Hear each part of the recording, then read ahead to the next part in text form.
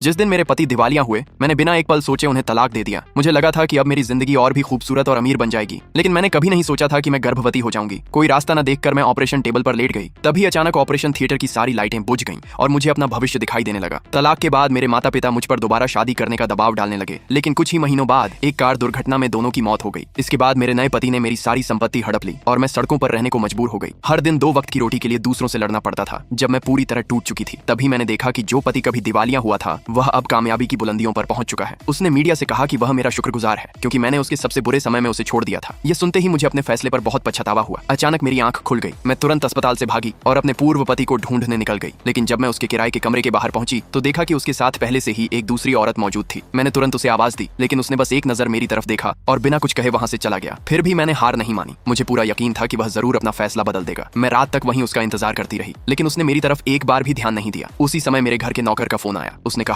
बारिश हो रही है, मैं आपको लेने आ जाता हूँ। लेकिन मैंने साफ मना कर दिया, क्योंकि मैं प्यार के लिए सब कुछ दांव पर लगाना चाहती थी। मैं चाहती थी कि मेरे पति को मेरे पछतावे की सच्चाई समझ आए। उसी वक्त उसकी कार मेरे सामने से गुजरी और तेजी से आगे निकल गई। मैं तुरंत जमीन पर बैठ गई। मुझे लगा अब मेरा वही भविष्य सच होने वाला है। लेकिन अगले ही पल वह छाता लेकर मेरे सामने आ गया। मैं भावुक होकर सीधे उसके गले लग गई। उसने पूछा, तुम जानबूझकर बारिश में क्यों भीग रही थी? मैंने कहा, क्योंकि मुझे यकीन था कि तुम मेरे लिए जरूर रुक जाओगे। मुझे ठंड से कांपता देखकर उसने तुरंत अपना कोट उतारकर मुझे पहना दिया। रात बहुत हो चुकी थी, इसलिए वह मुझे अपने घर ले गया, जो इंसान सफाई को लेकर बहुत सख्त था। उसने मुझे अपने सबसे पसंदीदा कपड़े तक पहनने के लिए दे दिए। यह देखकर मुझे यकीन हो गया कि वह अभी भी मुझे छोड़ना नहीं चाहता। मैंने तय कर लिया कि आज रात मैं उसे फिर से अपना बना लूंगी और दोबारा शादी करूंगी। लेकिन जब मैं कमरे में पहुंची, तो वह वहां नहीं था। मुझे लगा कि उसने सिर्फ तरस खाकर मुझे अपने घर में रुकने दिया है। तभी अगले ही पल मैं सीधे उससे टकरा गई। मैंने पूछा, तुम कहाँ चले गए थे? मैं बहुत परेशान हो गई थी। उसने मेरे हाथ में हेयर ड्रायर दिया और बोला, तुम्हारे बाल भीगे हुए हैं, उन्हें सुखाकर आराम कर लो। अगली सुबह जैसे ही मेरी आंख खुली, पिता का फोन आ गया। उन्होंने गुस्से में पूछा, तुम पूरी रात घर क्यों नहीं आई? मैं घर जाने ही वाली थी कि तभी वही औरत फिर मेरे सामने आ गई जो कल उसके साथ थी। तब मुझे पता चला कि वह उसकी जूनियर है, जो लंबे समय से उसे पसंद करती है। उसने मुझे धमकी दी कि आज के बाद उस आदमी से दूर रहना, लेकिन मैंने उसकी बात जरा भी दिल पर नहीं ली, क्योंकि मुझे पता था कि वह सिर्फ मुझसे प्यार करता है। कुछ ही देर बाद मैं घर लौट आई, लेकिन पिता मुझसे बहुत नाराज थे, क्योंकि मैं फिर से अपने उस पूर्व पति के पास चली गई थी, जो दिवालिया होने वाला था। उन्हें डर था कि आगे चलकर मुझे बहुत दुख झेलना पड़ेगा। उन्होंने मेरे लिए एक बड़े घराने का रिश्ता भी तय कर दिया। मजबूरी में मुझे माता पिता के साथ उस लड़के से मिलने जाना पड़ा, लेकिन मैंने पहले ही तय कर लिया था कि यह रिश्ता किसी भी हालत में नहीं होने दूंगी। लेकिन जब मैंने उस लड़के को देखा, तो मेरे होश उड़ गए, क्योंकि वह वही आदमी था जिसने मेरे भविष्य के दृश्य में मेरे माता पिता की सारी संपत्ति हड़प ली थी। नेक्स्ट पार्ट देखने के लिए ये इमोजी कमेंट करो।